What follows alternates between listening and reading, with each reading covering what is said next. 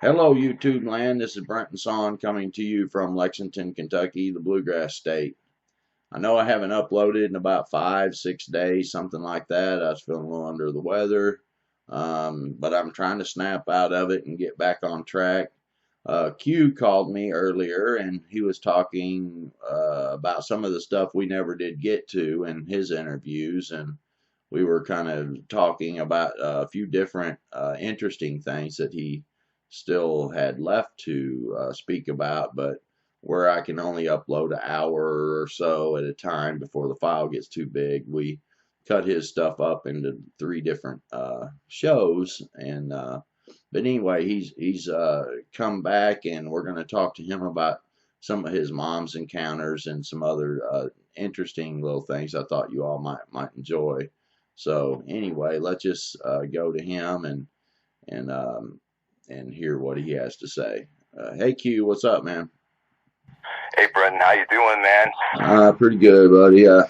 Like I said, I've been kind of draggy here, under the weather, kind of feeling, and wore down. So you got to kind of excuse that a little bit. But anyway, I talk to you kind of fairly regular anyway, and we've been meaning to get back to some of the stuff that you never was able to get to. So if you want to, man, start with some of your mom's stuff and encounters that she's had, and then we'll get to the other things that you were talking about with the talking and the horses, all the different things like that. But let's just start with your mom's stuff, and then whatever you want to bring up, you just go with it.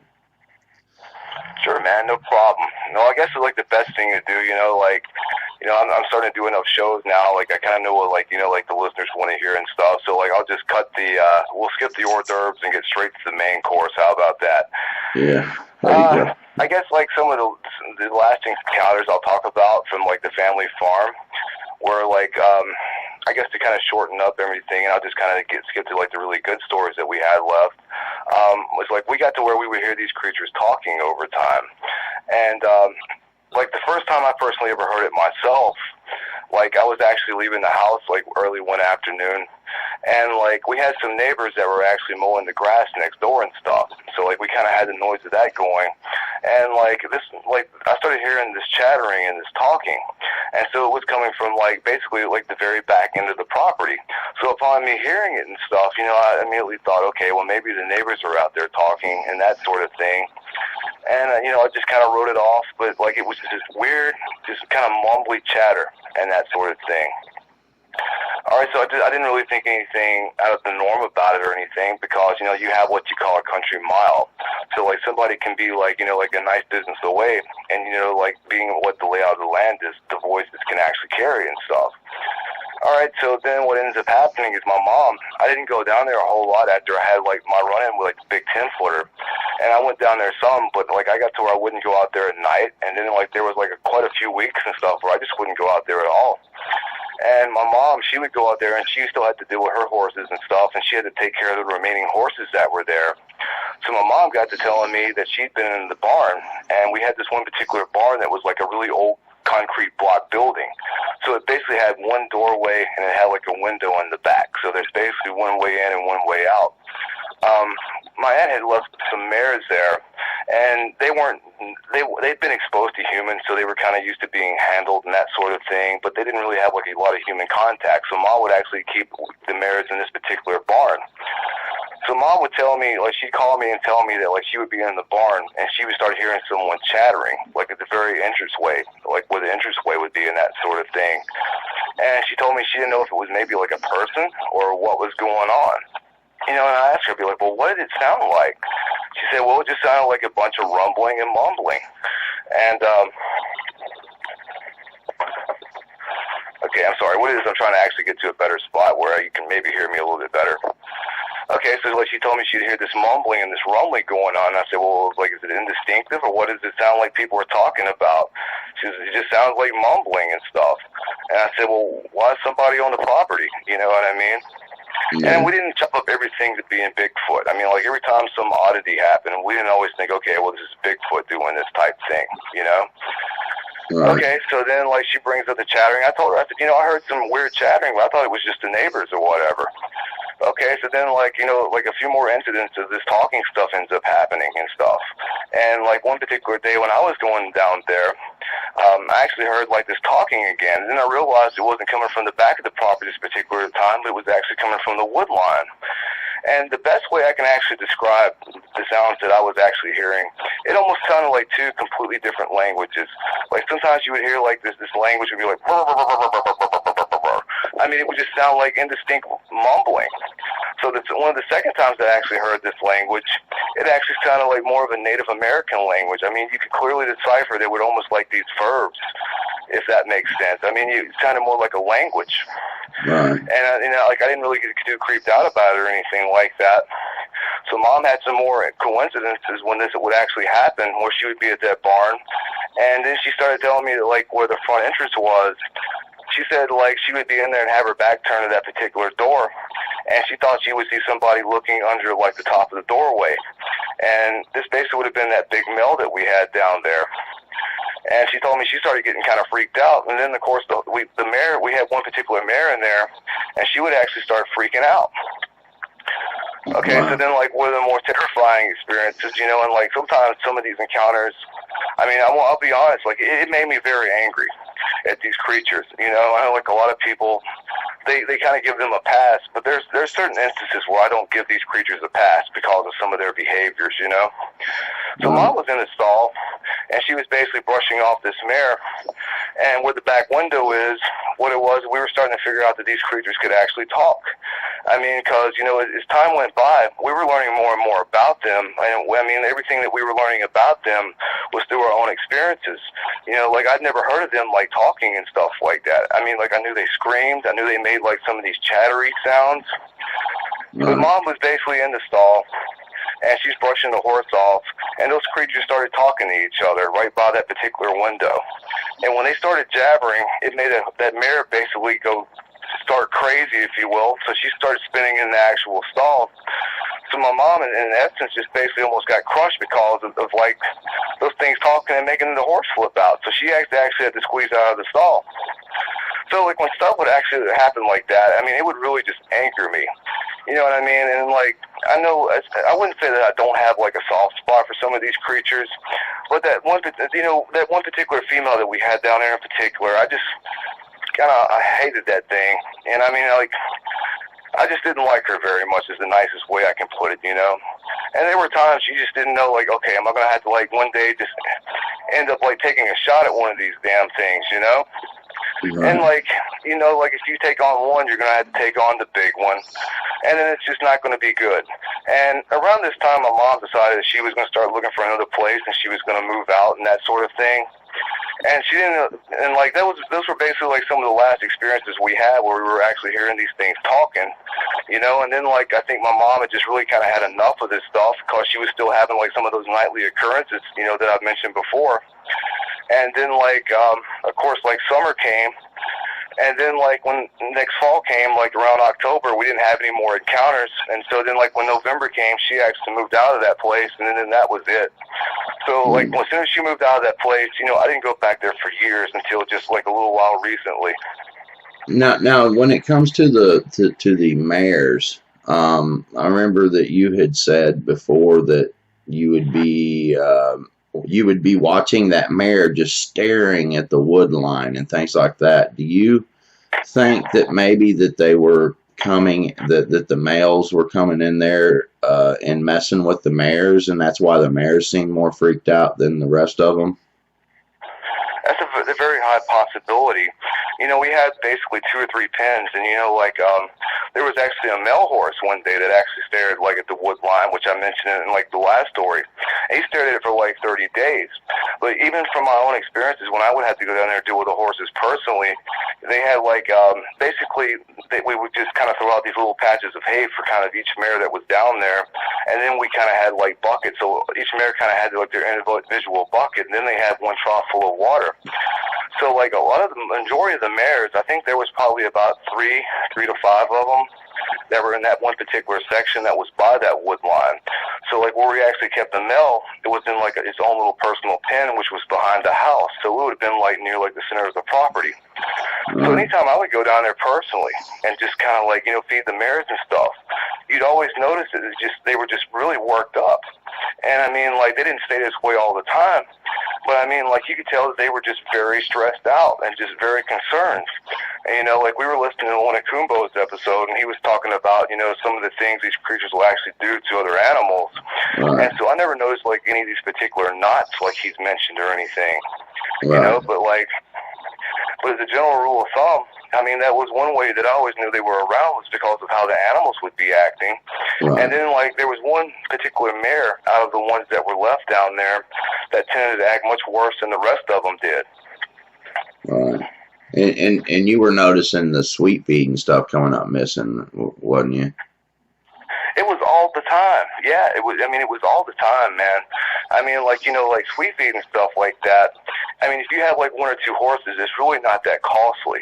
But I mean, like when you have, you know, like a half dozen to like a dozen horses, I mean, that stuff can get really expensive. I mean, they were eating the hell out of it, man. I mean, they weren't eating it just like in small dosages and stuff like that.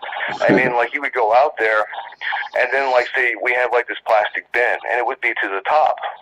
All right, so then like within a week and a half, that thing would all, even though it was just feeding the horses, I mean, it would just be gone, you know? And I mean, it got really expensive because of how much of it they were actually eating. Wow. They were certainly coming for the sweet feed, but it might be iffy on the mares then, huh? Yeah.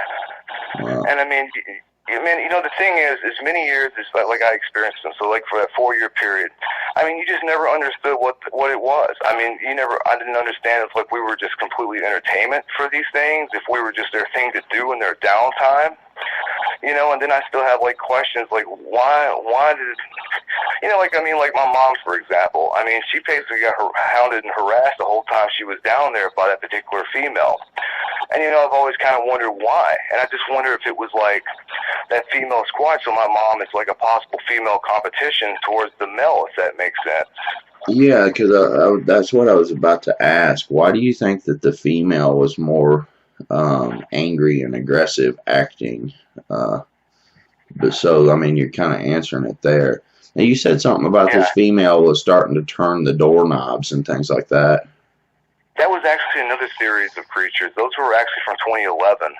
Oh, okay. Well, you can continue on however you want to flow with that. Okay. Well, the last series of encounters that I ever had were like in 2011, and I told just a little bit about these on Vic's show in terms of like how that whole thing started.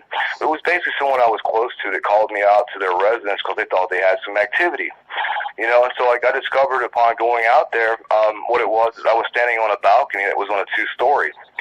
And then, I mean, I learned enough about these creatures. You kind of learn how to look for them and that sort of thing. And they turned out they were behind the bush, and what it was is they were laying on their stomachs. And so I was looking in the background for them, and as I got to, like, where the ledge of the balcony is, just kind of looking over it, they both popped up. And, I mean, despite the fact they weren't, like, 8 or 10 feet tall, it still scared the hell out of me, you know? And I'm one of those people. I mean, like, you know, I'm sure people think, oh, well, this guy, you know, he's kind of a wuss when it comes to these creatures, man. But dude, these things are, like, wild, and even when they're, like, you just say, like, 6 and 7 feet tall, I mean, there's still a lot they can do to you. And, like, if you don't know that creature and you don't know what it's like, you don't know what its intention is with you. You know what I mean? No. Shoot, you'd be stupid not be afraid, man. That's crazy. I mean, well, yeah, I mean, like, you know, there's some brave people out there, but I mean, you hear these people that listen to like some of these shows, and then they find out where these areas are. They talk about, well, I'm going to go out there and I'm going to research, and that's like heroic nonsense, man. I mean, it really is. And I've been around these creatures long enough. I don't think they're all bad. I don't think they're all out to get us or anything like that. But I think, like, if you're going out there and you're looking for these things, you know, it's like you have to expect the unexpected. Because, I mean, like, at the end of the day, you don't know what you're going to get. You know, and then, like, something I try to explain to some people is these things have a mental state, just like you and me do. You know what I mean? Like, as humans do, we're going to have, like, these good days. You know what I mean? Like, we've had plenty to eat, so we're, like, in a passive mood. But there might come a day where, like, these creatures haven't eaten in weeks. And who's to say that, like, that the creature's mental state doesn't change? You know what I mean? And then, like, you don't end up on the menu yourself. Yeah, right. Especially, I mean, I don't think, the female may be yeah. PMSing or something. You know, you never know, man. I think it happens in all creatures, man. Yeah, you'd wonder. I mean, what couldn't that be possible? You know? It very well could be, you know. Yeah. And then, like, in 2011, you know, there's a few haters out there. They'll say, well, all he's doing is saying, like, hearsay. And, like, a lot of the encounters that I've told have been straight from the mouth of the person it actually happened to. And some of these encounters have actually come from the BFRO. And so I never had anything to do with the BFRO other than knowing, like, a researcher. And sometimes, like, when we'd have things go on in the area, you know, he would actually give me a call and he would ask me about, like, a certain area. Or like in 2011, for example, about 2 weeks after like I had actually, you know, encountered like the female and this other male, and basically they were juveniles, man. And like, I mean, like I'm not like a monstrous dude, you know what I mean? I'm like 6'4", and I'm probably like weighing in at 190 now. And like the female was just a little bit taller than me, and she had a male. I guess it would have been her sibling or her brother. I mean, like in terms of their face, they looked almost just alike. And I mean, like they both had jet black hair. The skin on them was actually different. It wasn't actually dark gray, but it was almost just black. And then like they look very human in the face, just like a lot of the times like that I've described. And they just look like the typical creatures that I've kind of seen here in terms of like looking like some of the other ones. I guess, you know, like the type 1s and that sort of thing. And so they were actually very skinny. They weren't very built or anything like that. And I'm like, I hope no one thinks I'm a perv, but upon like seeing like a female Bigfoot, the first thing you tend to look at is the boobs. I mean, it's just, I guess it's like the same thing, like, you know, like when you meet a pretty lady, you know, she's got her head turned away, and while you're not looking, you're like, you know, you're looking at like the, how do you say this? You're kind of peeping at the rack, so to speak. Yeah, maybe that's why she was mad. But you could tell that her breasts were like in those developmental stages. You know, like you could tell that she was absolutely like a teenager and stuff. And these particular creatures, man, they weren't aggressive at all. I mean, they really weren't. And then like I had like quite a few encounters with them. And so like in 2011, what ended up happening, about 2 weeks after I had this first run-in with him, a guy from the BF4O called me and he asked me, okay, well, have you had any more encounters lately? So I told him about like this particular female. So the thing that was really odd about that is they knew about this particular creature because there was a guy that was actually camping out in the back of his property that wasn't living that far away. And I think I may have told this particular encounter before, but the guy was camping out in the back of the property. He was in a tent, and so like the tent door is actually unzipped. So she actually stuck her arm in through like the tent door and actually grabbed the guy and was actually filling onto his clothes. And I guess she just wanted to kind of see what he felt like in terms of the texture of his, you know, his skin or his clothes or whatnot. And so they actually knew about that. So, you know, there's probably like a lot of people that think I do these shows now and I'm doing it to be cool. What did he do? I mean, when that happened, what did that guy do? Well, the researcher told me that the guy actually didn't feel threatened by him, or by her, if you will, and said that, like, he said that he thought that maybe she just wanted to kind of get, like, a, you know, get a feel for what he was, or like she was mysterious to him.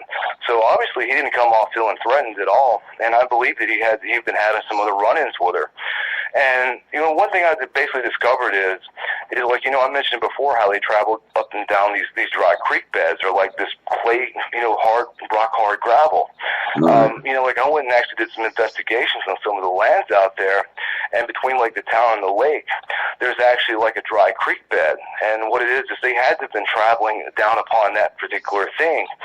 And it's one of those things, man, if you were driving down a road, this is one of those things you would drive right by and never think to investigate. You know, and who's to say they aren't traveling through the woods, but I noticed that they really seem to like traveling in these dry gravel creek beds, man, because it doesn't leave a print. Right. And so for the people who just might be hearing your stuff for the first time, if you click at the top right of the screen, I will put all the other 3 episodes that Q has been on, and also this is what state are you in, so that the viewers know if this is the first time they've seen. This is actually Northwest Mississippi, and like for the most part, man, I'll be honest, like, I kind of hate my state. It's just a really boring place, you know, and it's like, it has a beauty to it, but then it kind of has this dark side to it as well, man. I mean, we're known for having, like, a lot of creepy stuff in this type of area, you know what I mean? And I would describe the area these days as being very much like a sleeper place.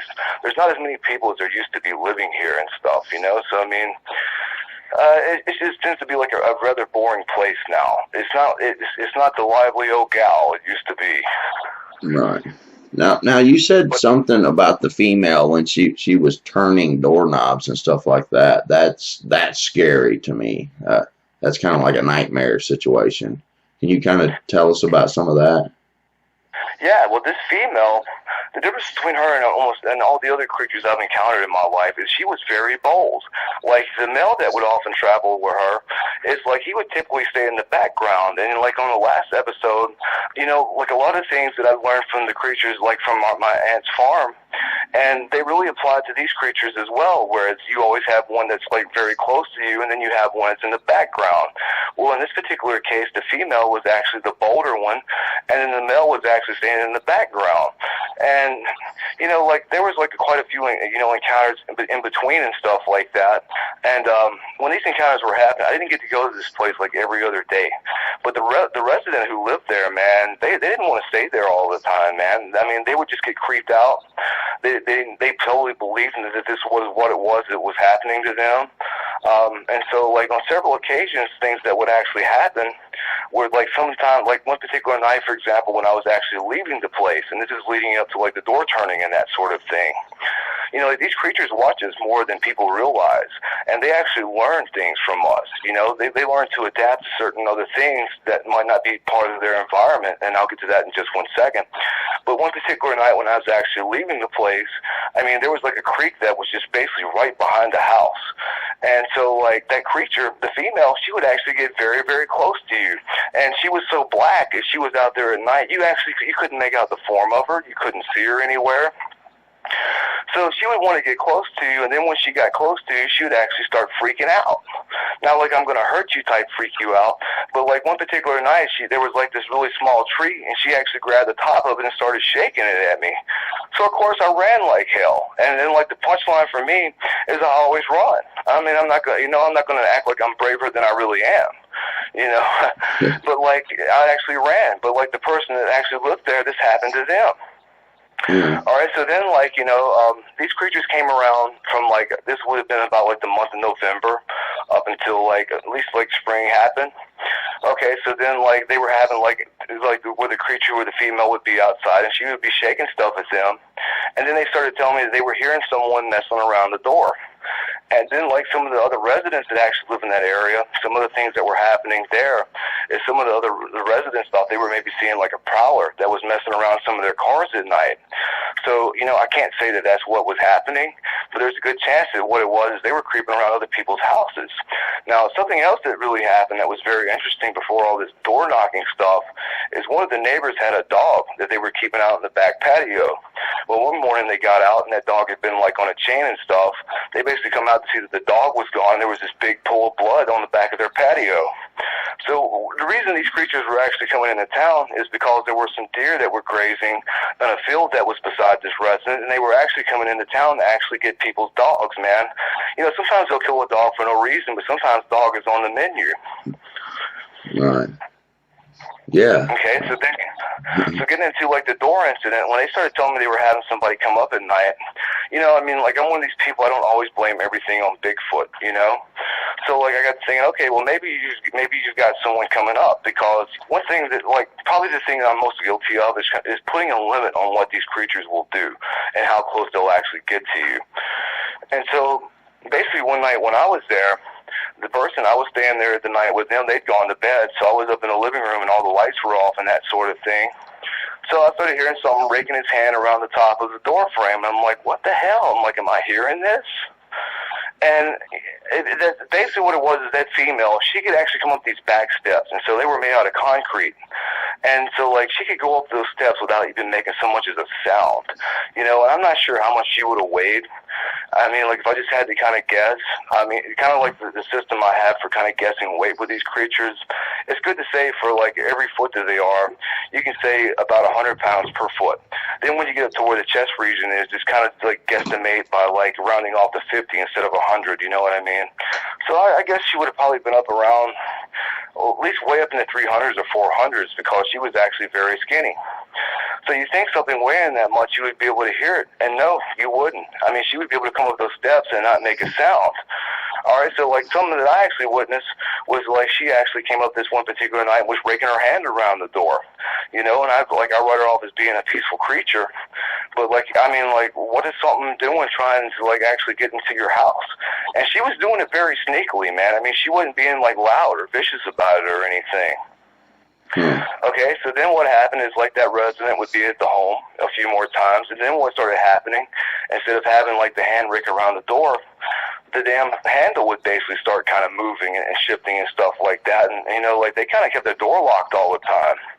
And so it got to where it was a common occurrence that every few nights the door handle, someone would start messing with the door handle and stuff. So what it is, she watched that resident enough going in and out of, you know, like, the back door. They learned that what it was is the door handle was actually what moved that door, so to speak. And so, like, you have a case where these things were actually learning to adapt to something new by watching us. Yeah. Yeah, it sounds like she was feeling the door opening, trying to figure it out, what the door was, running her hand around the frame, and then, like you said, kind of figuring out the doorknob is key to making this thing open up. Interesting. Yeah. Wow. And these particular creatures, man, they didn't come around like every other night. I mean, they weren't like the religious visitors that some of these creatures can be at all. And I mean, honestly, I'm just glad they were kind of younger and stuff like that. And this is like the first time in my life I ever got to be around some of these creatures where you didn't feel like they wanted to tear your head off. Yeah. And, you know, these were like some of the last encounters that I actually had. And so, like, you know, going back to that researcher, you know, I know there's some people out there that say, oh, you do these shows because you want to look cool and all that sort of thing. Well, you know, back in 2011, they actually asked me to be on Finding Bigfoot. And I actually turned the show down. It wasn't because of any kind of negative reason other than the fact that I didn't agree with how these people went about the subject. You know, and then, like, there's some people, they kind of see only one side of the spectrum, you know what I mean? There's people who watch that show, and if that's like your first learning experience or the first time you have anything to do with, like, you know, learning about Bigfoot is through Finding Bigfoot, that's like the worst thing you can do. I mean, and I hate to be nasty about it, but I'll just call it outright what it is. It's a joke. I mean, it's a complete joke. I mean, like, they don't realize that these people, when they're going into the woods, I mean, you don't know if they're going, like, you know, 10 yards into, like, a park. You don't know if they're going, like, a mile away. But it's no big secret they have a large entourage with them when they're going in the woods. I mean, how are you going to go out in the woods with, like, 20 people and expect to see something like that has enough intelligence to evade you, you know? Right. Yeah. And, but, you know, just really the reason I bring that up, I've had people say, well, he just does these shows so he can look cool. And the thing is, I could have been on a show, man, where it's like millions of people watch it, and I could have been known. You know, I could have had my face out there, and I turned the show down because I had my own ideas about these creatures. So me doing these shows and talking about this stuff is not to make myself look cool, but it's actually to kind of teach people, you know, more and more things. And I just kind of hope that, you know, like, I mean, like, you've kind of been with me through these experiences and talking about this sort of stuff, you know? And I mean, you could pretty much say, you know, more than anybody, that when I first started doing this stuff, that I was kind of high-strung. And I've gotten, like, a lot more comfortable with talking about it, man. Yeah. And I just really hope that, like, by me doing this, it brings more people out to talk about their encounters, you know? And then sometimes, you know, like, someone else's encounter, it might not be, like, a big major thing, but sometimes, man, we're learning more about these creatures through other people's encounters, you know? And then, like, sometimes, like, these encounters that other people have can be a small piece of the puzzle that puts a big piece of the image together, you know what I mean? Yeah, well, the first time you came on, your voice was really, really shaky when you were talking about it. And what convinced me most of all that something had really happened was talking to your mom. She said you were traumatized really bad over the first couple encounters that were very, very like when you got stalked while you were hunting, and then the one in the car where they basically stopped you and stopped your car in the road, and one was coming up behind you. She said you were traumatized by that, and usually moms, you can tell a lot about a person if you talk to their mom. It really bothered me for so many years, man. I mean, just being honest, I mean, it's one of those things, it kind of subsides within you over time, but then, like, you know, I would have dreams about that stuff after it happened, man. And when something like that happens to you, that's so much out of the norm of something that happens, you know, like that, you know, that's not like an everyday occurrence, it makes you feel very alienated from society. You know what I mean? You feel very alienated from everybody else. And you have, like, this mentality, okay, why me? Why did something like this happen to me? You know what I mean? And then, you know, like, I was one of the first people that kind of come out and start talking about, like, things like this happening to me. And then, you know, like, you know, even a lot of the guests that you have now, you're starting to have, like, these encounter stories where it's not like the typical, okay, I was in the woods and I saw something and it threw a rock at me and it ran away. I mean, you're having, like, these really extreme, almost just horrible encounters, man. And, like, your last guest, I believe her name was Tina, correct? Yeah, that was the name she went by. Actually, that's her dog's name. Well, man, I felt so bad for that lady, just hearing her story and what she'd been through.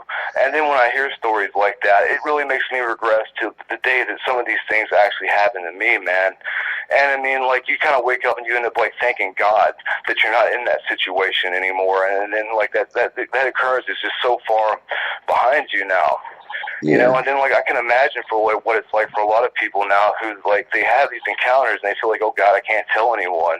Because there's a lot of people who don't even tell their closest family members, you know? And then, like, after my second encounter, it took that to actually make me tell my family about what had actually happened to me the first time, you know? And then I kept it in all those years and never brought it up to anybody. Yeah, well, you know, and if you were to get therapy, the first thing they're going to do is tell you to talk about it, find people that you can talk to, and as you talk about it, it will desensitize you to it. And from the first show to where I had people email me and say your voice was so shaky and you could hear the trauma when you were speaking, and all the way to now, the fourth show, I guess, of you telling your story and what have you, there's a huge difference. So it's proof that talking about it and talking with others, because you've met people in the comments and things like that on other videos, and it's helped you, and it's proof that you can desensitize yourself to the PTSD portion of these encounters. And that's why I encourage people to share. If you've had something happen, the secrecy will be what keeps you in that trauma.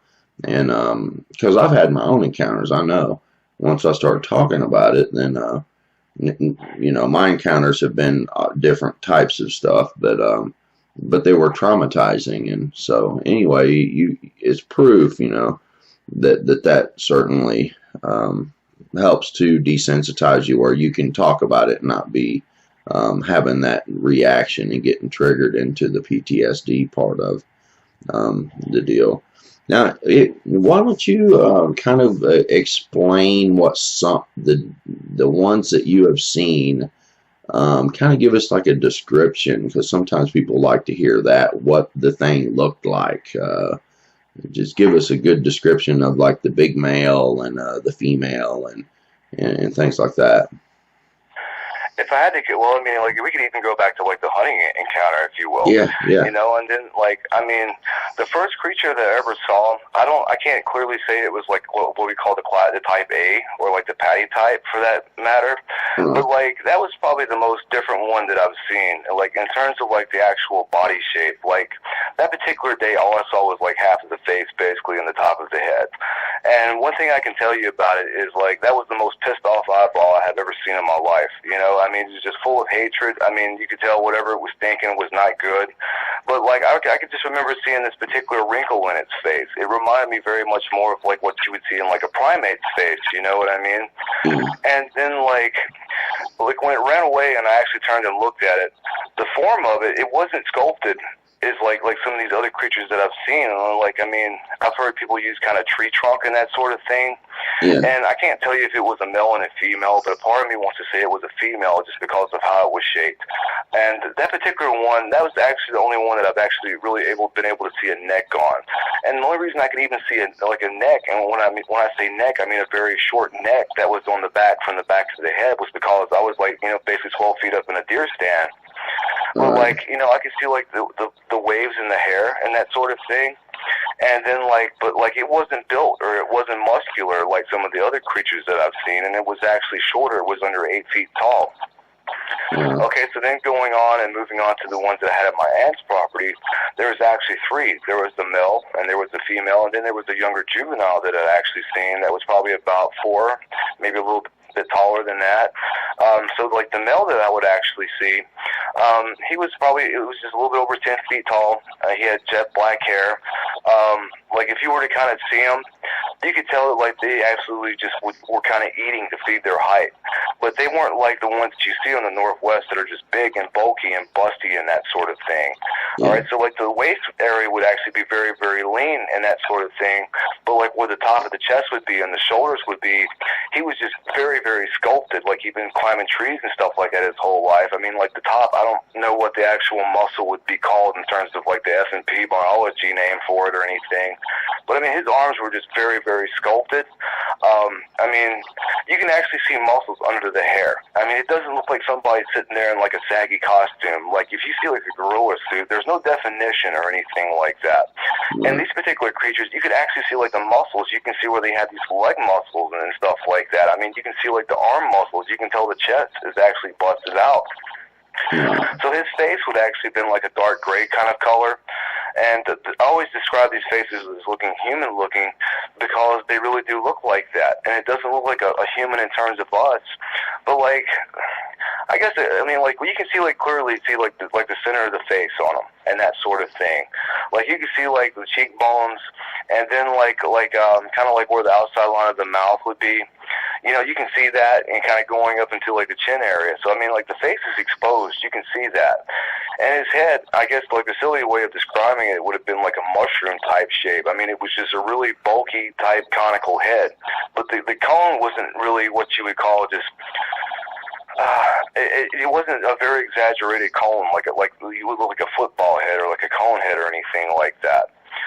Okay, so the eyes that I see, you know, like, and like the more I watch like some of these other people's videos, the thing I find the most fascinating about these creatures from region to region is how the eyes differ.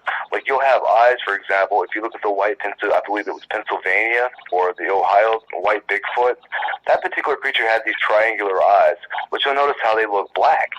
Well, the eyes that I've seen on most of these creatures here, they're almost like an almond, like an orb shape. And so, like, the eyes are actually black, and they're not triangular looking, but the eyes look like that particular creature. And, okay, so moving on to, like, the female, she had, like, a very gray, light-colored face, and the thing that always stood out to me about her was her actually nose, because the nose reminded me of, like, a Native American from, like, the Southwest, and you had this very broad nose. The noses always tend to be kind of short, but then, like, from, like, where the top of the lips and the nose is, there tends to be a little bit more space than you would see on a human face. And their eyes are a little bit further apart from us as well, and the mouths are always really wide. So, like, in terms of, like, an anatomical sense, I think the eyes tend to be further back on the head to where they have probably a better peripheral vision than we would have. But, like, if you look at, like, where the center of the eye is, like, on a human being, and you see where the mouth is on us, you'll notice that, like, the outside of our mouth tends to line up with the center of our eye. And the same thing with them. So, like, because the eyes are set back just a little bit further, that the outer edge of that lip tends to be wider, but it tends to line up. It's just like a completely different configuration of, like, a face like that. I've actually seen the teeth before on some of these creatures, and you'd be surprised to find that the teeth are actually very white, I guess from eating kind of like red meat and that sort of thing all the time. And the teeth are generally like really flat. I've seen the canines before, and they don't look like anything you would see like on a primate, such as the gorilla. It's just like a wider, just slightly longer version of a canine. It doesn't look like a werewolf or anything like that. So the female, she wasn't built like Patty. She's actually very skinny. I mean, like, she's kind of broad, but like if you were to look at like a male and a female, like a male and a female Sasquatch, you'll notice that like you can tell, okay, by looking at the anatomy, okay, this is a female and this is a male. It's just like if you had like a male and a female human together, our anatomies are different. You know what I mean? In terms of like a female has like different hands, and I believe like the female finger, you know, that kind of comes out. I think like the ring finger it tends to be longer than the male finger, something like that. Yeah. But you can absolutely look at the anatomy and tell like a male from a female and stuff. So this thing I always like to joke about with the female at the aunt's place is because she used to have these really big boobies, and you couldn't help but notice them. And she was actually like a two-tone color, so she was kind of like a fudge color around like the center, and it turned out to be like a almost like a raven, you know, like a brown color that's almost next to the black. I think like some other things that I've seen where it has that color would be like some black bears tend to have like almost this kind of a fudge tone on them sometimes when they're not completely black. But the skin color on her was really kind of light gray, and you could really make out the features on her. She had the same kind of eyes just like the male. Her arms weren't particularly too built, but she wasn't necessarily what you would call skinny or anything like that, or lanky. You know what I mean? I mean, you could tell she was athletic. And, you know, like I've said this before, but she actually was like kind of like an athletic runner. She didn't look like Patty. She wasn't wide and busty. She didn't have like the big old booty going on or none of that. So then they had a juvenile, and I only saw it twice. I saw it like on a neighboring property, and the second time that I ever saw it was actually way up really high in a tree. I mean, it was probably like 30 feet off the ground, and it was in a tree. And what caught my attention about it was like a ginger color. And I think the color I can think of, like if you've ever seen like a gibbon, like a monkey, I think they're called silver cheek gibbons or something. I'm not like a primate expert, but like sometimes it's like almost like a blonde ginger kind of a color. You know, it's kind of a brown, and I've actually seen that color. It's like on some of these gibbon monkeys and stuff like that. But like really the difference between like the small one and from like the big one is like it was a lot shaggier looking. Like the hair was just a little bit longer, and I mean you would have thought it was like a kid in a very fuzzy pajama kind of an outfit. So I never got like a super good look at the face, but you could kind of tell it looked like its parents, and that its skin color was a little bit darker on the face in terms of being like a dark gray. All right, so the second Sasquatch, I'm sorry I'm not going in chronological order here. The second Squatch I saw, which is the one that walked out in front of me, was probably the most muscular-looking one, and he was really mangy-looking. I mean, he looked more, in terms of the build, more like the ones you would see like out in the Northwest in terms of how wide he was. There's this wrestler called, I'm getting kind of tongue-tied here.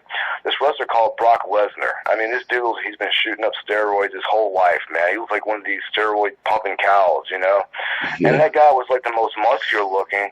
But like when you got to looking at him, like he wasn't very conditioned looking. Like the ones in my aunt's place, they would have been pretty healthy because their hair had like a really nice kind of sheen to it.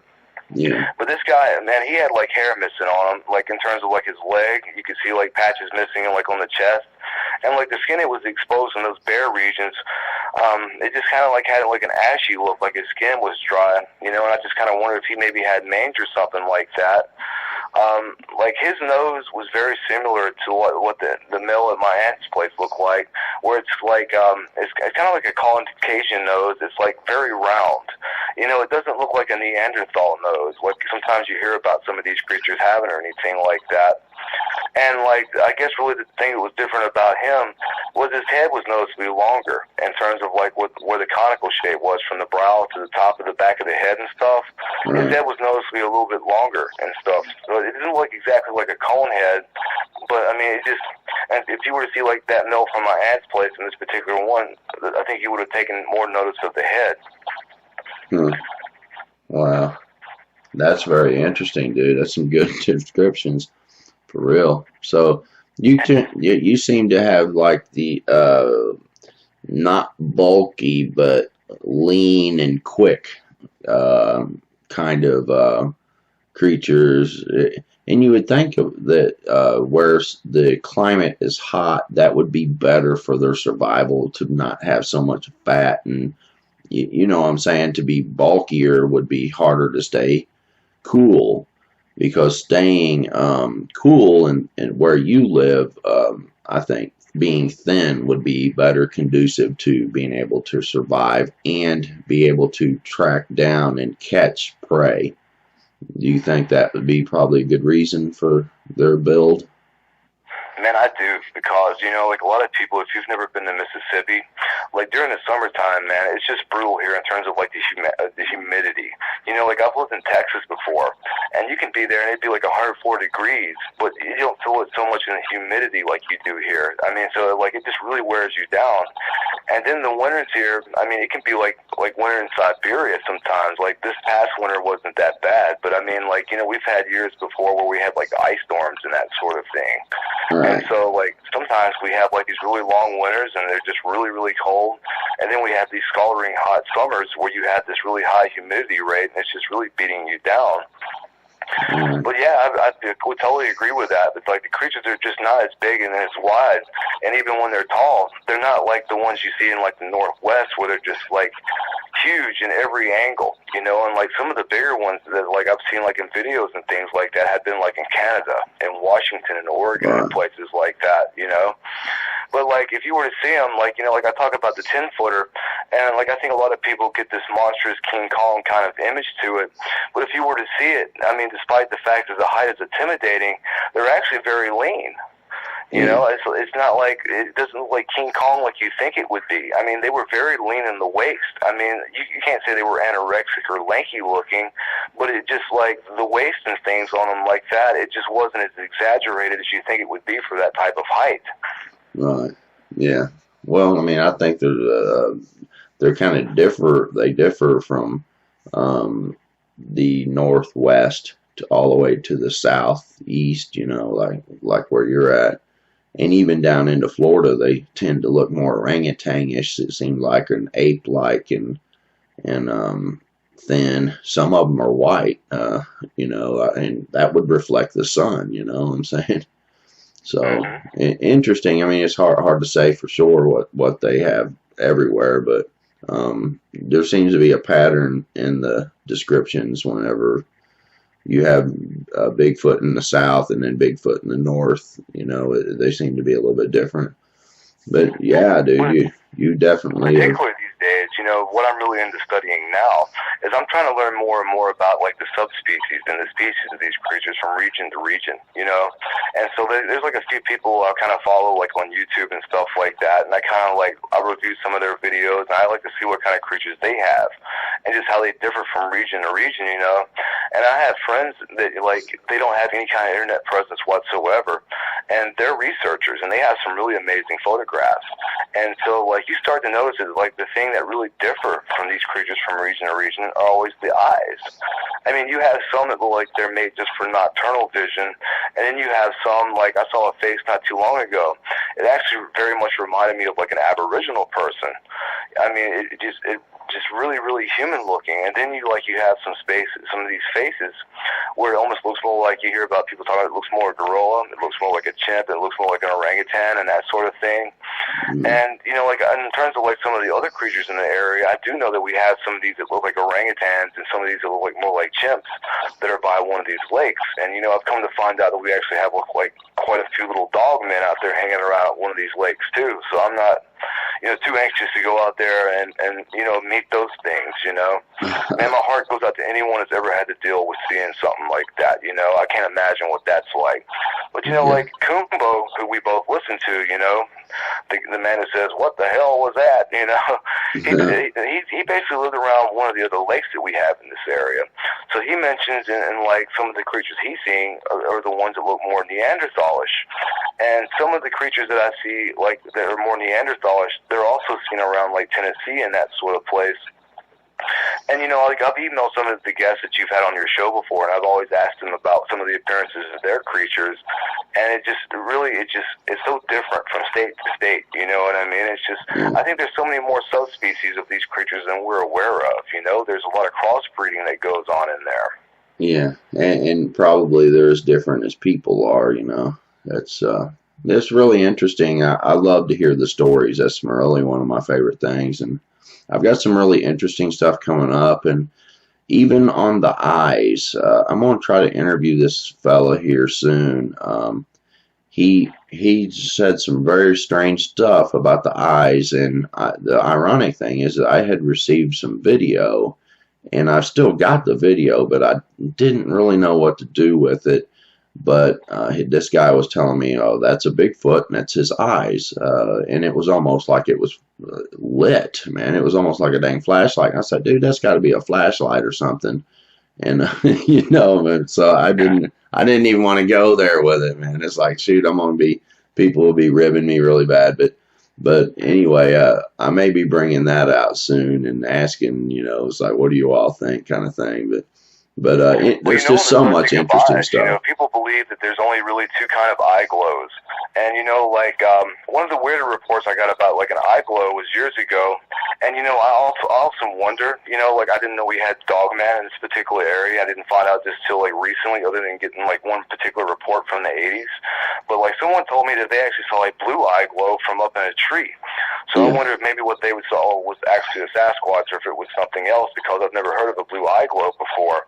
But, like, I personally have seen, like, a pinkish eye glow that particular female from my aunt's place had. Like, whereas the male had, like, these blood red glowing kind of eyes, she actually had, like, this pink hue.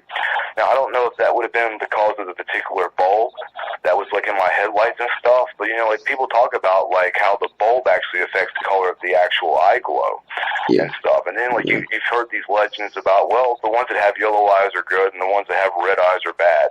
But what about the ones that have pink eyes? Well, you know? I'm telling you, though, there's just one guy that I'm wanting to try to get on the show.